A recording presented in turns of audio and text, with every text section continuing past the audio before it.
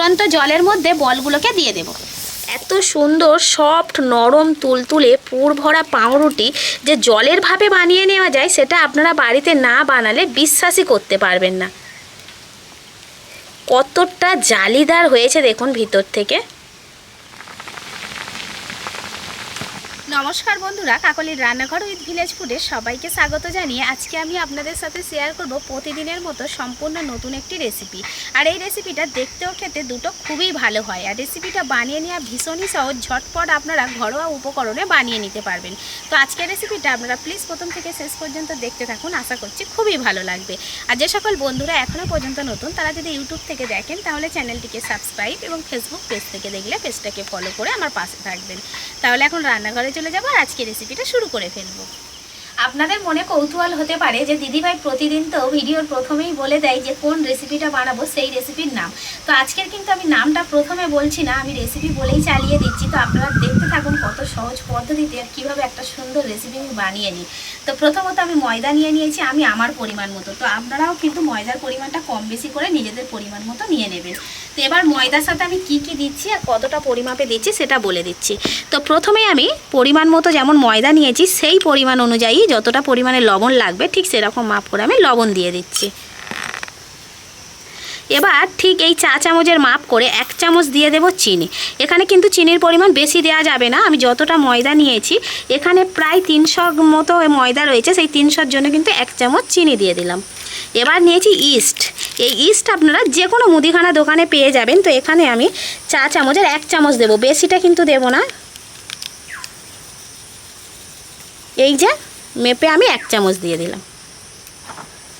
এবার শুকনো অবস্থায় একটু হাত দিয়ে ভালো করে মিশিয়ে নেব। এবার আমি নর্মাল জল নিয়েছি, না ঠান্ডা জল না গরম জল, একেবারে নর্মাল টেম্পারেচারের জল রয়েছে। এই জলটা দিয়ে আমি ময়দাটাকে মেখে নেব। তবে ময়দাটা একটু নরম করে মাখতে হবে, একেবারে যেমন রুটি লুচি বানাই সেই রকম কিন্তু মাখলে হবে না, তার থেকেও নরম করে মেখে নিতে হবে।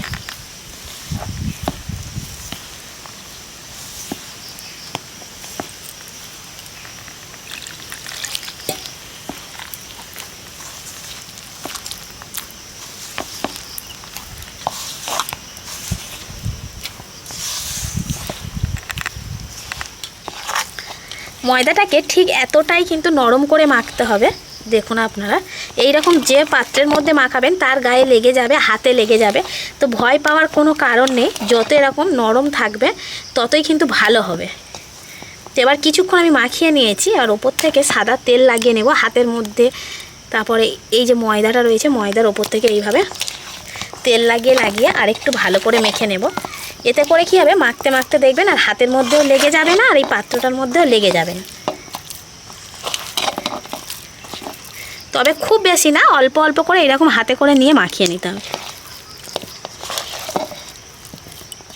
ভালো করে ডোটাকে আমি মেখে নিয়েছি। এবার চাপা দিয়ে রেখে দেব 10 মিনিটের জন্য। এমনভাবে চাপা দিতে হবে যেন ভালোভাবে ঢাকাটা পড়ে, আলগা না থাকে। তো এইভাবে চাপা দিয়ে আমি ঠিক 10 মিনিট রেখে দেবো।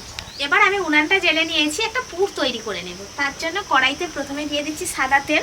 তো যে কোনো তেলে আপনারা পুরটা করে নিতে পারবেন। এবার ওই তেলের মধ্যে আমি দিয়ে দেবো পেঁয়াজ কুচি। পেঁয়াজটাকে একটু হালকা করেই ভেজে নেব। পেঁয়াজটা হালকা করে ভেজে নিয়েছি। এবার ওর মধ্যে দিয়ে দেবো কাঁচা লঙ্কা কুচি আর দিয়ে দেবো কয়েকটা কারি পাতা। এবার এর মধ্যে একে একে আমি মশলাগুলো দেব। প্রথমেই দেব আমি লবণ,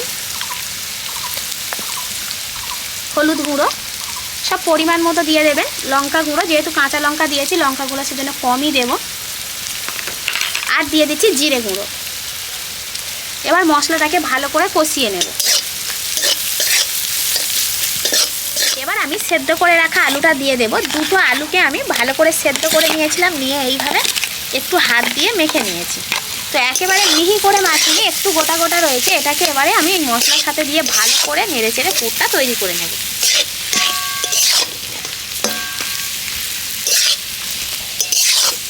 তো একটু বেশি ঢাকনাটা টাইট থাকার জন্য আমি ওপরে একটা নোড়া তুলে দিয়েছিলাম শক্ত কিছু। তো এবার নোড়াটাকে সরিয়ে নিচ্ছে। এই দেখুন ময়দার ডোটা আগের থেকে কতটা পরিমাণে ফুলে গেছে। মাত্র 10 মিনিট রেখেছিলাম, তাতে কিন্তু এত সুন্দরভাবে ফুলে গেছে। ভেতরটা কতটা ফাঁপা হয়েছে দেখুন, জালিদার হয়েছে। তো এবার এই ময়দাটাকে আমি এইভাবেই তুলে নেব, নিয়ে আরেকটু হাত দিয়ে মেখে নেব। ডোটাকে আমি ভালো করে মেখে নিয়েছি। এবার এখান থেকে আমি লেচি কেটে নেব। লেচিটাকে আমি ঠিক এরকমভাবেই কাটবো। এই যে হাতের মধ্যে এখানে নিয়ে ঠিক এইভাবে কেটে নেব। এতে করে লেচিটা একদমই সমান হবে। আর খুব বেশি বড় বড় করে আমি লেচি কাটছি না, কারণ এটার মধ্যে যখন পুর ভরা হবে পরে কিন্তু অনেকটাই বেড়ে যাবে, সেজন্য ঠিক এরকম মাপ করে লেচিটা কেটে নিচ্ছে।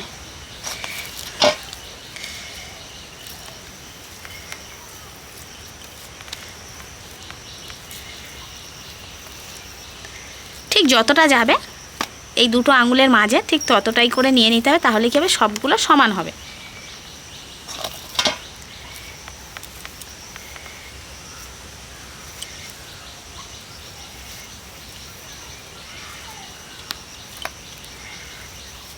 আমি যতটা পরিমাণে ময়দা মেখেছিলাম সেই ময়দাতে এরকম 5টা লেচি হয়েছে। তো আপনাদের যে কটা প্রয়োজন সেরকমভাবে কিন্তু আপনারা ময়দার পরিমাণটা নিয়ে নেবেন। তো এই লেচিগুলোকে দেখে নিশ্চয়ই আপনারা বুঝতে পারছেন যে এগুলো দিয়ে কি তৈরি হবে। এগুলো দিয়ে আজকে পাউরুটি বানাবো। আমরা সাধারণত দোকান থেকে যে পাউরুটিগুলো কিনে খাই ওগুলো কিন্তু শুধু পাউরুটি থাকে। তো আজকের আমি পুর ভরে পাউরুটি বানাবো। এই পাউরুটিটা খেতে যেমন ভালো লাগবে, বানিয়ে নেওয়া কতটা সহজ সেটা আপনারা দেখতে থাকুন। এখান থেকে একটা লেচি আমি নিয়ে নেব। তো লেচিটাকে ঠিক হাত দিয়ে এইভাবে যেমন পিঠের খুঁড়ি করা হয় ঠিক এইভাবে কিন্তু খুঁড়ি করে নেব। এবার মাঝখান বরাবর কিন্তু এই আলুর পুরটা দিয়ে দেব।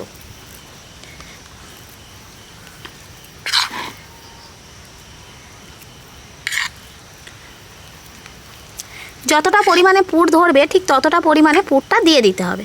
এবার চারি সাইড থেকে এনে এইভাবে মুখটাকে ভালো করে জুড়ে দেব।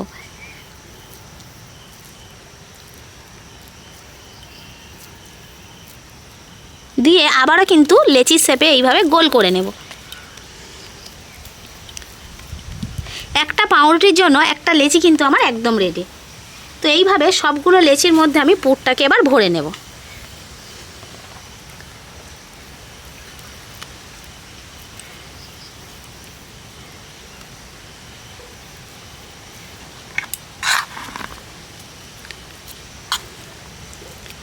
এই পুর ভরা পাউরুটিগুলো খেতে যে কতটা ভালো লাগে আপনারা বাড়িতে না বানিয়ে খেলে বিশ্বাসই করতে পারবেন না। বাচ্চাদের টিফিনে দিয়ে দিতে পারেন, খুবই ভালো হবে। তাছাড়া তেল ছাড়াই কিন্তু আজ তৈরি হবে, খুবই অল্প সামান্য তেলে।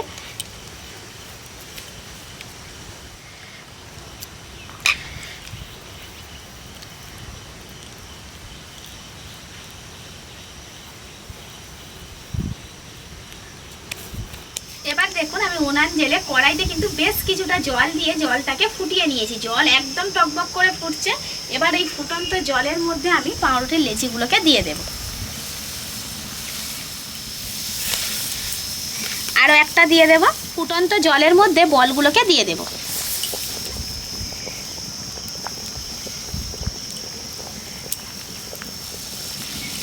এবার আমি ঢাকা দিয়ে 10 মিনিট জাল দেব। পাউরুটিগুলো কত সুন্দর ফুলছে দেখুন জলের ভাপে। তো পাউরুটিগুলোকে আমি কিন্তু জলের ভাপে ভাপিয়ে নিয়েছি। তো এবার তুলে নেব। দেখুন কত সুন্দরভাবে ফুলেছে, বড় বড় হয়ে গেছে। এটা দেখুন কত বড় হয়েছে।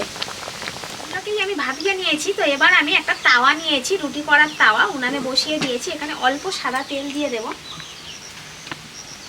খুব অল্প তেলে এই পাউরুটিগুলোকে আমি সেঁকে নেব।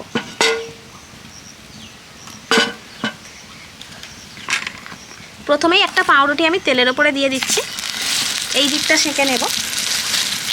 আর এই যে ওপরের দিকটা রয়েছে এই ওপরের দিকে একটু সাদা তিল দিয়ে দেবো, এতে করে কিন্তু দেখতে ভালো লাগবে পাউরুটিটা।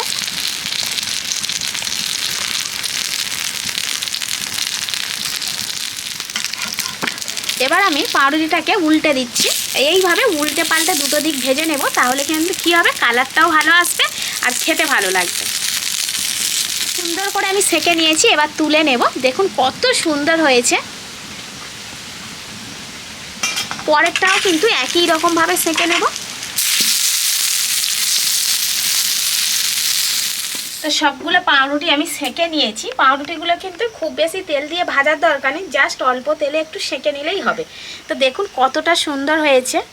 তো দেখলে কেউ চিনতেই পারবে না, অর্থাৎ বুঝতেই পারবে না যে এগুলো পাউরুটি আর কি দিয়ে বানানো হয়েছে, কিভাবে বানানো হয়েছে। একটা পাউরুটি আমি হাতে করে তুলে নিয়েছি। দেখুন এত সুন্দর সফট নরম তুলতুলে পুর ভরা পাউরুটি যে জলের ভাবে বানিয়ে নেওয়া যায়, সেটা আপনারা বাড়িতে না বানালে বিশ্বাসই করতে পারবেন না। কতটা জালিদার হয়েছে দেখুন ভিতর থেকে।